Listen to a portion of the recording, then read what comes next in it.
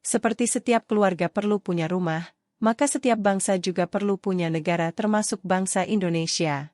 Hingga pecah Perang Dunia Kedua tahun 1942, bangsa Indonesia belum punya negara.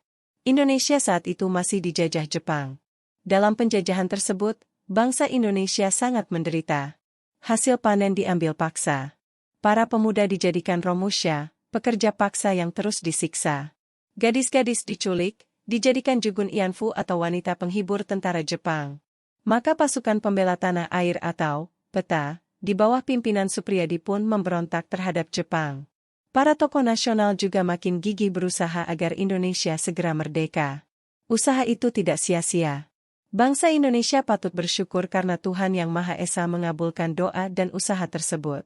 Kesempatan Indonesia untuk merdeka menjadi terbuka karena kekuatan Jepang sebagai penjajah mulai lemah. Jepang saat itu tengah perang melawan pasukan sekutu dalam Perang Dunia Kedua.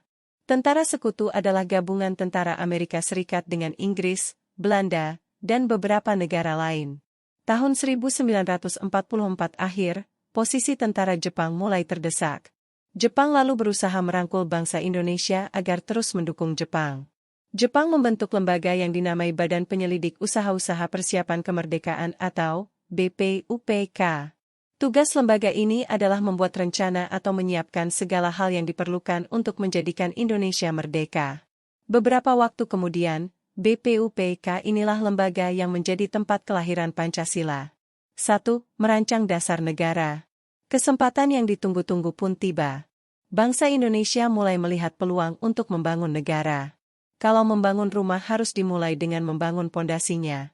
Untuk membangun negara juga harus dimulai dengan membangun dasar negara lebih dahulu yang dilakukan melalui sidang-sidang BPUPK. BPUPK didirikan pada tanggal 29 April 1945, dipimpin oleh Rajiman Weddiodiningrat, seorang dokter yang sempat sekolah di Belanda, Inggris, Perancis dan Amerika Serikat. Jumlah anggotanya 69 orang terdiri dari berbagai suku bangsa di Indonesia, wakil suku keturunan asing, serta wakil Jepang. Pada tanggal 28 Mei 1945, BPUPK diresmikan. Kantornya di Gedung Chuo Sangiin yang sekarang menjadi Gedung Pancasila di Kementerian Luar Negeri, di Jakarta. Dalam peresmian itu bendera Indonesia merah putih dan bendera Jepang secara bersama. Wakil Indonesia mengibarkan bendera Jepang, sedangkan wakil Jepang mengibarkan bendera merah putih. BPUPK pun mulai bersidang.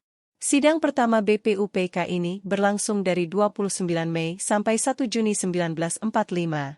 Pada pembukaan sidang tersebut, Rajiman sebagai ketua bertanya pada peserta sidang, apakah dasar negara yang akan dipergunakan jika Indonesia merdeka? Banyak hal yang didiskusikan dalam sidang BPUPK tersebut yang juga dihadiri oleh para tokoh agama seperti Kiai Haji Wahid Hasyim dari Nahdlatul Ulama, serta Ki Bagus Hadikusumo dari Muhammadiyah. Para tokoh nasional berpidato di kesempatan tersebut. Di antaranya adalah Muhammad Yamin yang berpidato pada tanggal 29 Mei, dan Supomo 2 hari sesudahnya. 2. Hari lahir Pancasila. Pada hari terakhir sidang, Soekarno berpidato. Saat itu Soekarno berusia 44 tahun, dan sudah menjadi tokoh nasional yang terkenal setelah berulang kali dipenjara dan diasingkan oleh Belanda sebagai penjajah. Dalam pidatonya yang berapi-api, Soekarno mengusulkan 5 untuk menjadi dasar negara. Pertama, kebangsaan Indonesia. Kedua, internasionalisme atau perikemanusiaan. Ketiga, mufakat atau demokrasi. Keempat, kesejahteraan sosial. Kelima, ketuhanan yang Maha Esa. Soekarno juga mengusulkan nama Pancasila untuk dasar negara. Saya namakan ini dengan petunjuk seorang teman kita ahli bahasa, namanya ialah Pancasila. Sila artinya asas atau dasar, dan di atas kelima dasar inilah kita mendirikan negara Indonesia yang kekal dan abadi, tegas Soekarno.